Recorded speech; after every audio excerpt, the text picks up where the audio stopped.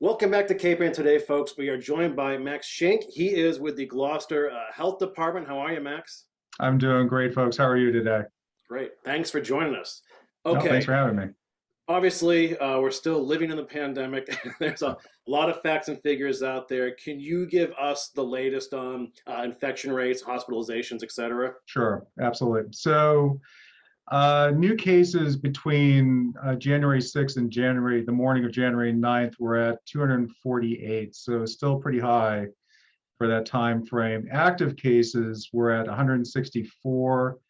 Current hospitalizations were at 2. And sadly, newly deceased is at 4 in that time frame. So, that's tragic. Just to give a little bit more perspective in terms of new cases, like I said, it's 248 currently in that time frame. Before then, in a previous 3-day time frame, and that's usually how we run these reports, around about there, it was 143. But before that, it was 220. Active cases where it's tells a more interesting story. Like I said, it's 164 currently. It was 214, and then before that was 263. So there's a downward trend there, which is good to see, and we can discuss, our wastewater later and the results we're getting back from that. In terms of the deceased, before the 4 that we had in this report, there were 0 previously and 2 prior to that. Our percent of positivity rate for testing in the latest from was December 19th to January 1st, so now you're capturing all those folks who got tested before the holidays, was 15.39% for 3,716 cases. Now, compared to the state was at 15.03% during that same time frame. So we fell within that, but edged a little bit higher, unfortunately. Yeah. Mhm. So. So can you give us, given those numbers, and we'd like to talk about the wastewater treatment numbers, Sure. what you're sort of feeling globally about Omicron in the city of Gloucester right now? Well, it's held true to form. So, as we've seen from last year and this year, the spread of the disease happens mostly in the winter. It is because people are gathering together for the holidays, they're indoors more. Omicron is maybe less virulent, but in terms of its effects on the body, for those at least that are vaccinated, but it spreads more quickly. So, and also there is a sharper duration, so that once you've been diagnosed, the time that it spends in your body is a lot shorter than it was with the Delta variant. So a little bit of a change on that side as well. So I think, we're reflective of what's going on in the nation in terms of contagion, but I think Gloucester, fortunately, I think has done a better job than most in terms of trying to get first and second dose vaccinations in the arms of people, and we have a fairly high first and second dose vaccination rate, thankfully. Now the challenge is getting people boosted that are eligible to be boosted. So, Max, do you want to touch upon the wastewater? We can if you'd like. So the wastewater numbers were going skyrocketing. They're the highest we had ever seen. There is a tiny bit of difference. It's going to get a little bit technical, and feel free to edit this if you want. But prior to Omicron and even prior to Delta, when we were doing wastewater testing, the length of time the virus would stay active in the wastewater stream would be a lot longer than it was with Delta. So that in a 1 day, because we're only doing a test once a week, it's for over a 24-hour period. But we had a pretty good assurance that the amount of virus that we're seeing in that wastewater stream was indicative of what was going on for the entire week, because of the duration or the ability of the virus to last that long. Now with Delta and Omicron, that's a little bit shorter. So, but regardless of that fact, even with that 1 day's testing, it was, like I said, going through the roof. It was like three to four, close to 4 times higher than we had ever seen it before. Now, having said that, and keeping in mind the duration of how the numbers are just starting to creep down nationally from Omicron, there was a significant drop in our last wastewater report, which is from last Thursday. And so we're hoping that that's a trend. You know, we don't want to base any decisions on one data point. So we're looking forward to getting our report tomorrow to see if that's an ongoing trend and it'll come back down again. So give us some sense of relief. Did you continue to test all through the summer when basically Delta, we sort of felt as if the pandemic was at bay? Yes, yes, we did. It was a decision that the board had made at that time and in conjunction with the administration, just because we didn't want to let our guard down should something happen. The wastewater testing does give us a little bit of an insight as to what's coming, because it'll enter the wastewater stream before testing results can actually show what the trend may be. So, and as you saw, I mean, rates were low, people were outside, windows are open, things were going a lot better. And then, you know, they had the double whammy of the season, change in seasons plus Omicron. Right, right. So let's talk about, I'm sorry, Corey, you go. I was just asked, Max, do we want to talk at all about the stage 4 park setup for free testing for folks?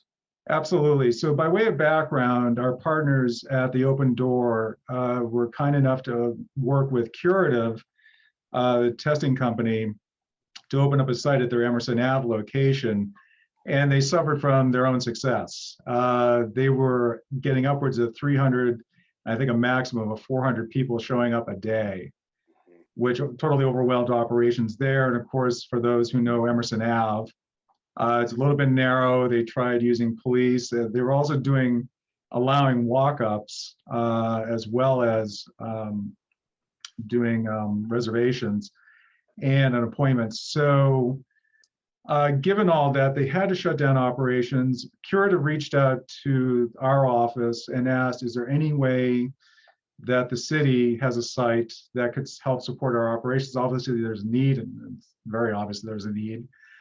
So we got on the horn with them and started looking at different sites. Stage 4 Park was the most obvious. We had done testing there previously. It's off the beaten track in terms of regular traffic flow off of Western Ave. It was a large parking lot area that people can go into. So starting yesterday, they've begun operations. They'll be operating from 8:30 a.m. to 4:30 Monday through Friday, and then 8:30 a.m. to 2 p.m. on Saturdays. And that allows them time to send their test results via FedEx or whichever system they use to get them to the lab for results. Right. So far, I've heard good things and that there haven't been too many issues in terms of traffic and that sort of thing, but it is by appointment only at this point. Right. And you can book that appointment at cur.tv/Gloucester. You got it. Exactly. So Max, I would like to ask you about testing, because there are all kinds of options at this point, right? Yeah. There is the testing you just talked about that the city is offering. There are home tests. Right. There is the PCR test. So let's say, you know, I'm sitting here in my house and I think I talked to my neighbor too long and my neighbor just tested positive.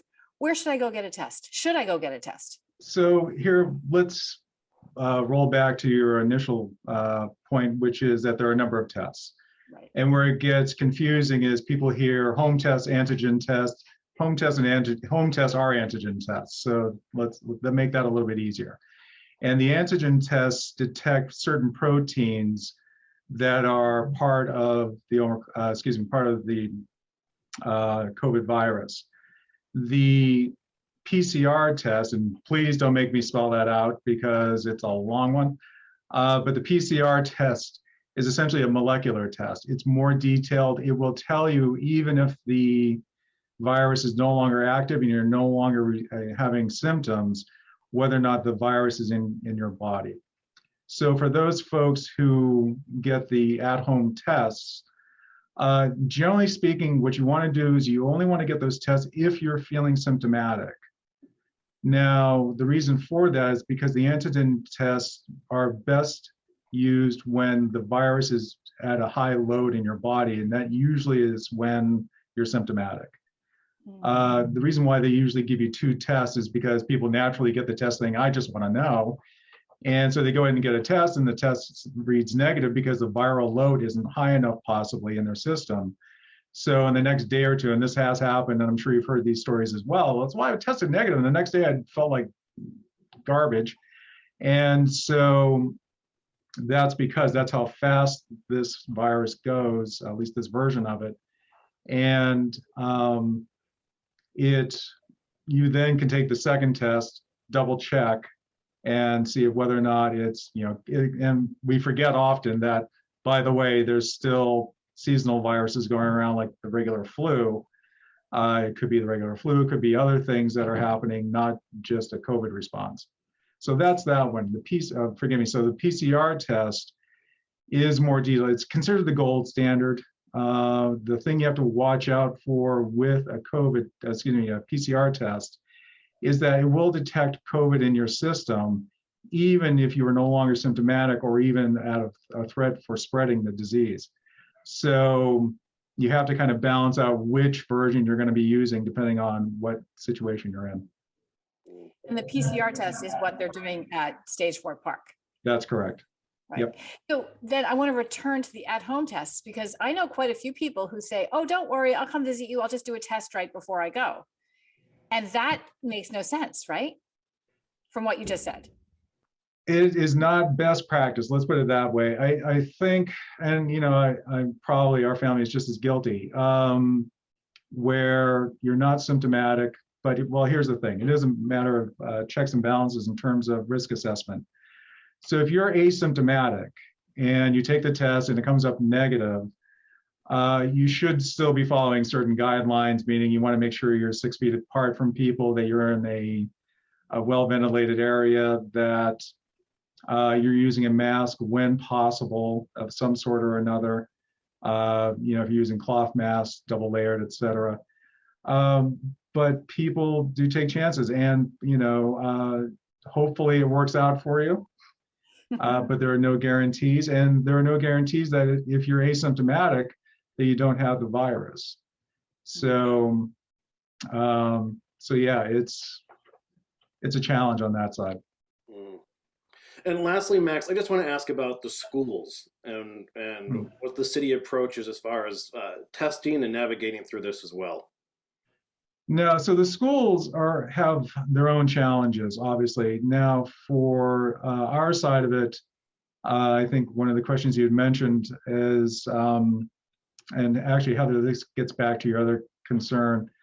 We are not doing contact tracing in the health department in general because the caseload was just too high. It was everything we could do to reach out and communicate with active cases.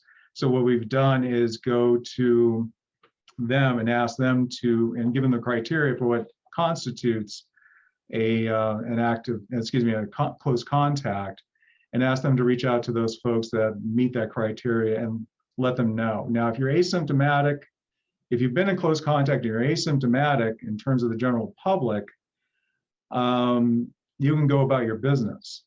If you start feeling symptomatic at all, you should get a test, start wearing a mask. You should technically isolate until you get the results of even your rapid antigen test.